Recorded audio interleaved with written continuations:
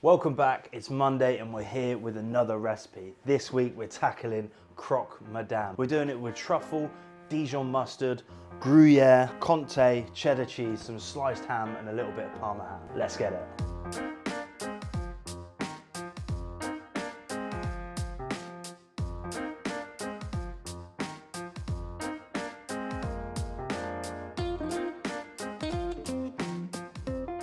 Now you're meant to toast your bread prior to doing a croque monsieur, so I like to grill mine dry, just to get it a little bit golden brown, a little bit toasty. We've just got some sourdough bread there, but it could be sliced white if that's all you got, it could be bloomer, it could be ciabatta, go with this wherever you want. So first we've got to flavour our milk.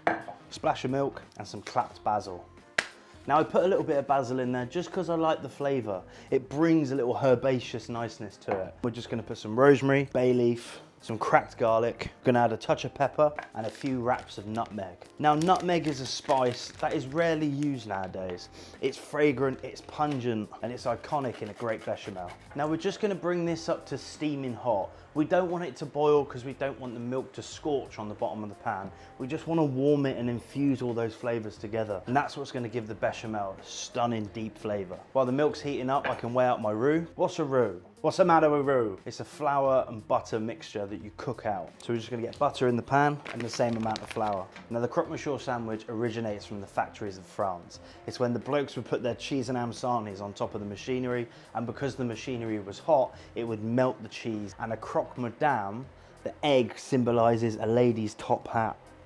Bit of facts for you. Now when you're bringing this roux up to temperature, it's important to keep stirring it because the flour is super fine, it can caramelize very quickly. So you want to bring this up nice and slow. It will be foamy on the bottom. You pick that up and fold it round to the top. You're just trying to heat that mixture up to an even temperature so it's all foamy, all hot, and the flour's cooking out. Now some people cook the bechamel out when the milk is in there, but it just takes ages. I'd rather cook the flour flavour out before the milk hits the pan. And it will become frothy and foamy. And that's basically the butter coming up to that foaming temperature. Toasting the flour and cooking it out. So that's been cooking out now for about 4 to 5 minutes. We're gonna take our warm infused milk, and while we stir, just pour that over the top. Now instantly thicken. You don't wanna pour too much in at once because you'll end up with lumps. You pour a little bit in, you get an even consistency, you stretch out those lumps, then you add a tiny bit more. So after a couple of minutes of beating, and once all your milk is incorporated, you'll end up with this stunning, silky, pure white, flavoured bechamel. Gonna hit it with a dollop of Dijon and a glug of that truffle oil. Good pinch of salt. And to that, because this is a truffle croque madame, we're adding truffles. Now I've got these truffles here, they're black truffles just coming into the peak of their life. We're gonna give those a microplane straight into the bechamel. Now if you can't get hold of black truffle or white truffle or any sort of truffle, a good truffle oil is a great substitute. That's the truffle in, and then we mix. And straight away you can smell the like earthy perfume from that truffle, flavouring the bechamel. Is done. So ham and cheese is classic in a good croque monsieur. I've got a little bit of Comté and a good block of cheddar, and they're just gonna get grated onto the tray, just like that. I've got some sliced ham, some normal sliced ham. Could this be thick cut ham from your butchers? Yeah, it could be. Could this be Serrano ham? Yeah. Has it gotta be proper ham? I'm not really too fussed about stuff like that. As long as it's good ham that you enjoy eating, stick it in your croque monsieur, croque madame.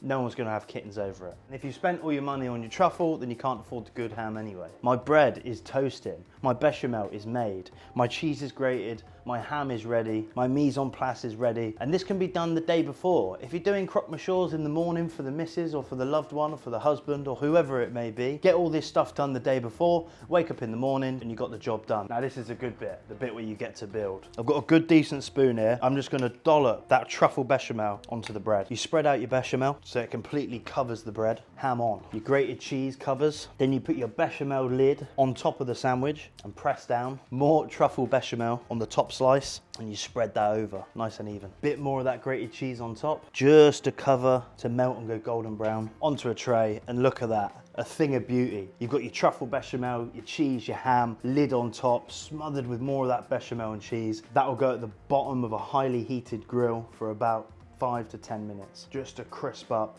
melt that cheese and go golden brown. And now we're gonna fry the egg. We've got some stunning Burford brown eggs and they've got a brilliant yellow yolk. Small non-stick pan, quite a healthy knob of butter. We get that on a medium-high heat and just bring it up to a low foam. We don't really want any color on the egg. We just want it to set and fry very, very gently. So as soon as that's up to foaming, you want to crack your egg into the pan and pretty much turn the pan off. You want it seriously low. And that is just going to set the white and start to fry that egg very, very gently, leaving the yolk perfectly runny. I don't add my salt and pepper straight away because the salt will start to break down the structure of the egg. So we just want it to cook a little bit before we add the S&P. Once that's formed and starting to bubble, then we add the salt. Good hit of pepper. We let that continue to cook nice and slow. And if your timing's good, just as that egg is fully set, your croque madame will be golden brown, beautiful, bubbling and ready to eat. So we take that off the tray onto the board. With a spatula, we gently lift our egg. And I like to put my spatula under the bit where the yolk is so I can tuck that and sort of just fold it over and let it lean like that. A little bit of black pepper over the top. So we're crispy. Our bread is beautifully crunchy around the outside.